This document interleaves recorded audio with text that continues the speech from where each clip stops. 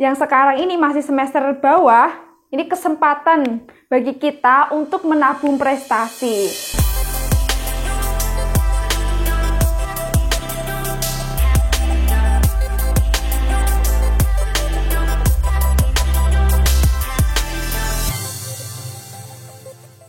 Halo sahabat juara, kembali lagi bersama saya Sofia Okarodiana di arena lomba berbagi informasi untuk Indonesia berprestasi. Nah sahabat juara, pada kesempatan kali ini kita akan belajar bagaimana cara menjadi mahasiswa berprestasi atau Mawapres yang sekarang ini kita kenal dengan nama Mapres. Nah, bagaimana sih cara mengikuti seleksi, bagaimana cara apply untuk menjadi mahasiswa berprestasi? Oke, tips yang pertama adalah menjadi mahasiswa berprestasi atau Mawapres itu harus imbang antara akademik dan non-akademiknya. Jadi, IPK-nya, teman-teman, indeks prestasi kumulatifnya harus dipertahankan, itu minimal 3,00 ya. Jadi misalkan 2,99 itu belum bisa. Jadi minimal 3,00. Nah, lebih tinggi dari itu, misalkan 3,5 itu kan sudah masuk kumulat ya. Itu lebih bagus lagi. Dan juga kegiatan non-akademiknya ini harus juga diimbangi dengan kegiatan akademiknya. Oke, selanjutnya. Nah, ini teman-teman nanti bisa ini belajar kira-kira kegiatan non-akademik apa saja yang bisa kita gali atau bisa kita tabung mulai sekarang ini. Terutama teman-teman yang sekarang ini masih duduk di semester 1, semester 2, sampai semester 4. Karena ketika semester 6, mohon maaf. Jadi ketika sudah semester 7, teman-teman sudah tidak bisa mendaftarkan untuk menjadi Mapres atau Mawapres. Oke, yang kedua yaitu tadi ya, kita harus mempertahankan IPK. Selanjutnya itu adalah pandai menabung prestasi, seperti ikut lomba regional, nasional, sampai ke internasional. Itu bagus banget, nanti akan dilihat karena untuk menjadi Mawapres, selain IPK, itu ada prosentase, berapa persen dari prestasinya ini. Jadi, yang sekarang ini masih semester bawah, ini kesempatan bagi kita untuk menabung prestasi. Oke, selanjutnya.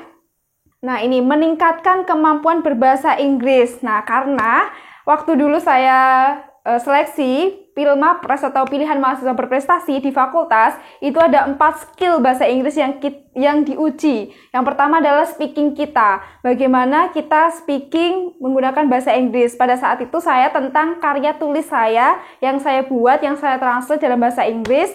Di situ saya ditanya-tanyain soal bahasa Inggris dan juga tentang revolusi industri 4.0, Sustainable Development Goals atau SDGs itu juga ditanyakan. Nah, sebagai pemuda atau generasi muda atau sebagai mahasiswa bagaimana sih gitu.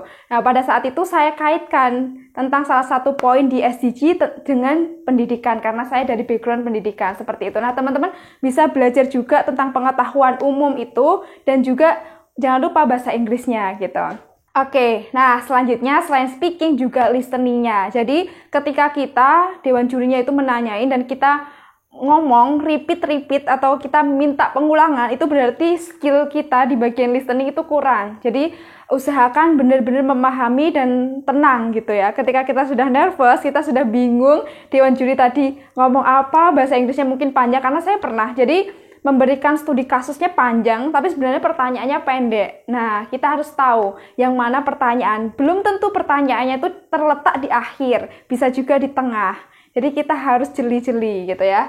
Oke, selanjutnya yaitu reading. Di sini waktu itu saya disuruh membaca abstrak yang saya buat. Jadi abstrak karya tulis ilmiah yang saya buat dalam bahasa Inggris itu disuruh membaca. Dan yang terakhir adalah writing. Writingnya ini dulu itu disuruh untuk menulis kembali abstrak yang sudah saya bahasa Inggriskan. Dan dikasih waktunya cuma 5 menit. Jadi dalam waktu 5 menit itu, teman-teman satu lembar kertas itu harus selesai untuk menuliskan abstraknya dalam bentuk bahasa Inggris gitu.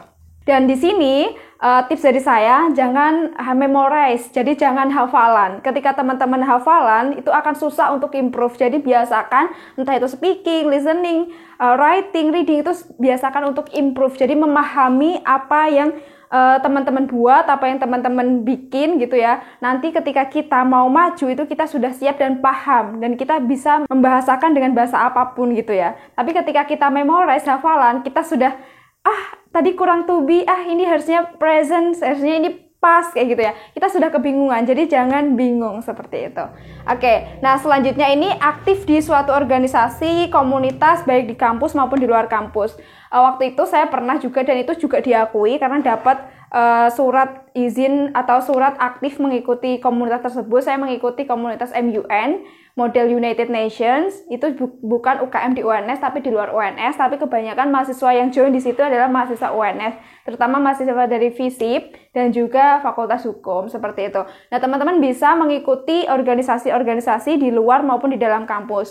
Misalkan organisasi kemahasiswaan atau lembaga kemahasiswaan, badan eksekutif mahasiswa, DEMA, kalau di UNS itu ada namanya studi ilmiah mahasiswa, terus ada misalkan teman-teman ikut kerohanian juga bisa, itu juga diakui, atau HMJ, HMP gitu ya, himpunan mahasiswa prodi atau jurusan itu bisa, atau unit kegiatan mahasiswa, badan semi otonom dan lain sebagainya. Ini bisa teman-teman ikuti gitu. Jadi ini nanti buktinya apa ketika kita aktif di UKM atau organisasi, nanti ada surat aktif mengikuti organisasi yang ditandatangani oleh ketua UKM atau organisasi tersebut untuk kita lampirkan mendaftar MAPRES seperti itu. Oke, nah selanjutnya apa nih? Kira-kira yang perlu kita siapkan? Berlatih dalam membuat karya tulis ilmiah. Untuk bagaimana cara membuat karya tulis ilmiah, mulai dari ide, pendahuluan kayak gitu, bisa teman-teman lihat di channel YouTube Arena Lomba yang sebelumnya ya. Jadi itu penting sekali karena di situ karya tulis ilmiah kita itu biasanya yang diminta adalah karya tulis ilmiah, bukan essay. Jadi itu bakalan dinilai oleh Dewan Juri karena ada sesi yang mana kita harus presentasi karya tulis ilmiah itu in English and in bahasa atau dalam bahasa Indonesia seperti itu. Oke, selanjutnya, nah ini membuat kurikulum vitae. Nah, buat teman-teman yang saat ini CV-nya masih dalam bentuk bahasa Indonesia, please mulai sekarang ini langsung teman-teman translate ke bahasa Inggris. Jangan lupa untuk proofread atau minta tolong ke orang yang sudah expert atau kakak tingkat atau dosen untuk membaca kurikulum vitae kalian gitu. Apakah grammarnya sudah tepat, apakah tata bahasanya sudah tepat kayak gitu ya. Jadi jangan lupa untuk translate kurikulum vitae in English. Oke. Nah, ini tentu ini akan menjadi pertimbangan Dewan Juri juga. Oh, ini CV-nya dalam bentuk bahasa Inggris, ini masih bahasa Indonesia seperti itu. Oh ya, kalau membuat kurikulum vitae sekarang ini banyak sekali template, bisa di Canva dan lain sebagainya yang bisa teman-teman gunakan. Kalau teman-teman sekarang mau studi atau mau lanjut ke Eropa juga bisa menggunakan template dari Europass. Itu bisa banget digunakan untuk biasanya digunakan untuk membuat CV. Nah, ini CV saya yang ini bentuknya bukan yang Europass. Nah, ini bisa seperti ini atau teman-teman pakai yang lain gitu. Usahakan ya fotonya itu foto formal, jangan foto selfie lalu kita buat ditempelkan di CV seperti itu. Itu saja yang bisa saya bagikan untuk teman-teman yang sekarang ini semangat untuk menjadi the next MAPRES atau Mawapres, tolong disiapkan. Jadi jangan menunda-nunda nanti dan nanti. Sekarang ini teman-teman bisa cicil pemberkasannya, apa saja yang dibutuhkan dan apa saja yang perlu teman-teman gali dan perdalam dan apa yang kurang segera ditambah gitu. Oke, semoga bermanfaat. Jangan lupa untuk like, komen, dan subscribe agar teman-teman tidak ketinggalan untuk video-video selanjutnya. Terima kasih.